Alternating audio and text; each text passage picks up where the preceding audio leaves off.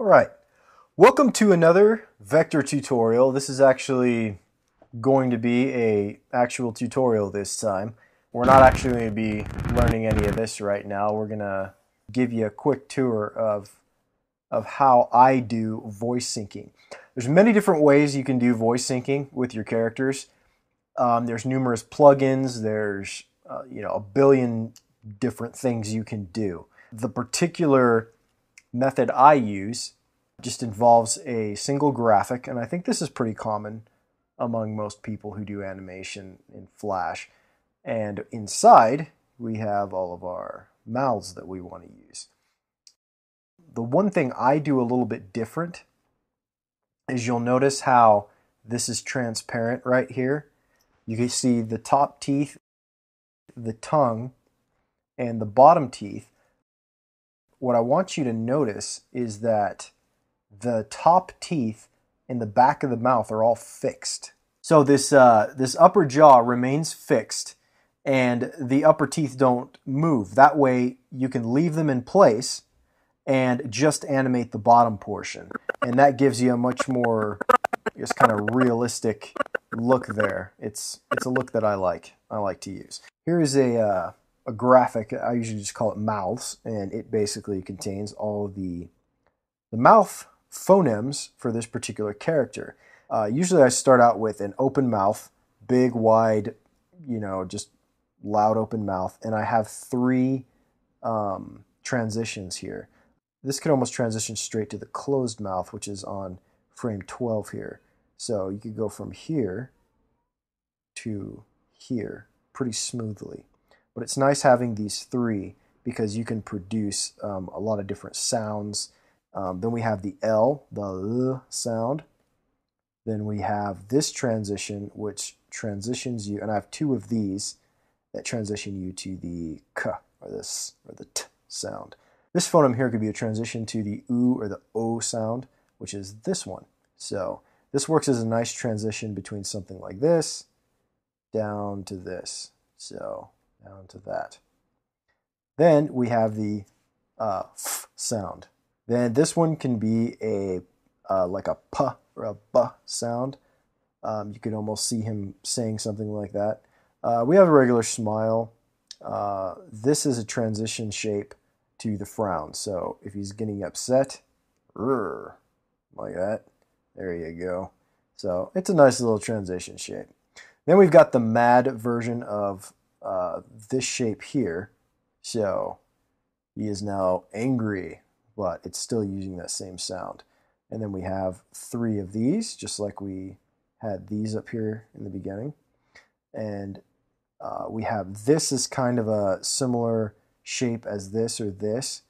And I've slanted it a little bit to the side. So you could do some pretty cool stuff like it just makes the mouth a little bit more dynamic. You can make as many of these phonemes as you want to. You're not really limited. You technically, I guess, you could probably with 4 shapes make most of the words that people say. That is basically how it goes. I'll show you how we go about animating this character saying something. I've already started part of it. Hold it right there. So he's just basically saying, hold it right. Hold it right there. Hold it right there. He's going to say right there. There you. There you.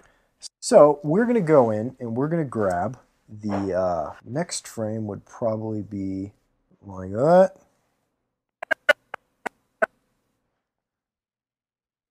And then this is where we can use this transition here. And we'll close it off with this mouth. There you. Hold it right there you. Hold it right there. And we notice he's not holding out that right long enough. So this is actually where he makes the T noise here. Hold it right there. Hold it right there. And see how that pauses a little bit too long? This is where we can come in here and maybe about right here we can add, oops, this one. Hold it right there. There we go. Hold it right there. You held it right there. You held it right there. You held it right there. You there. You Let's bring this back a little. there. You there. You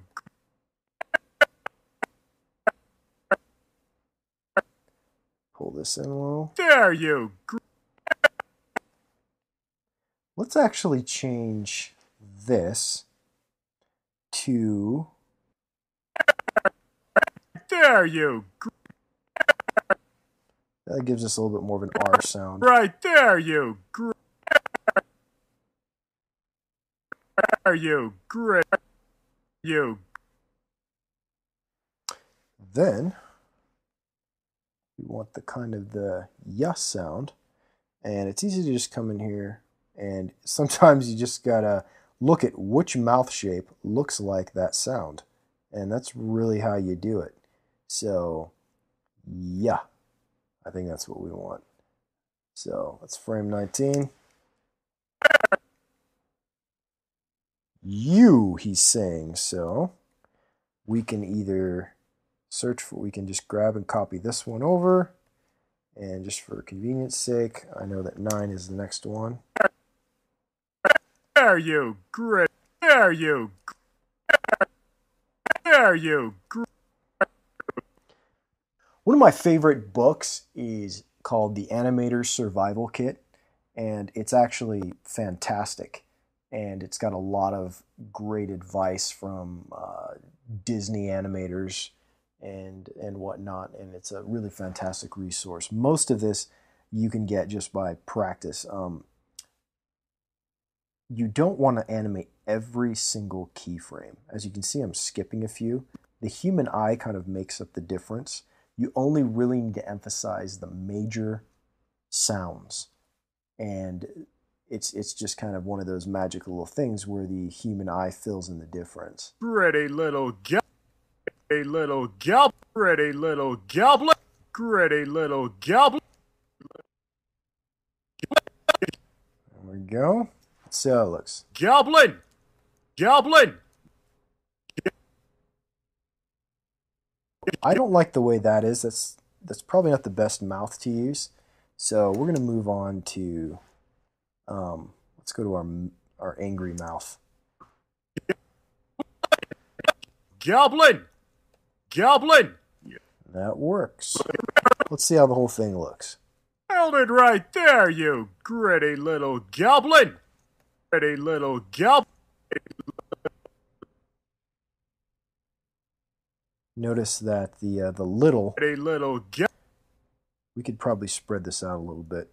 Gritty little goblin. So let's spread that out to here. Gritty little goblin. Gritty little goblin. There we go. Let's view it. Little goblin.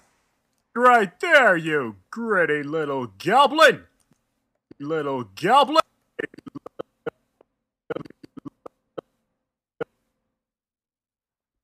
All right, what we're going to need to do is add one of these back in.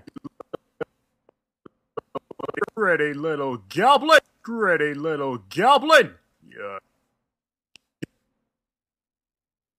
Bring this out a little bit. Goblin. Goblin.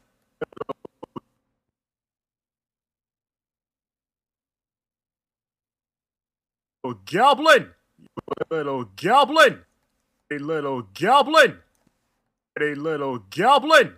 There we go. All right, let's view the whole thing one more time just to make sure we got it. Held it right there, you gritty little goblin. So that's how you animate a head in Adobe Flash CS4. Thanks for watching, and we'll see you on the next tutorial.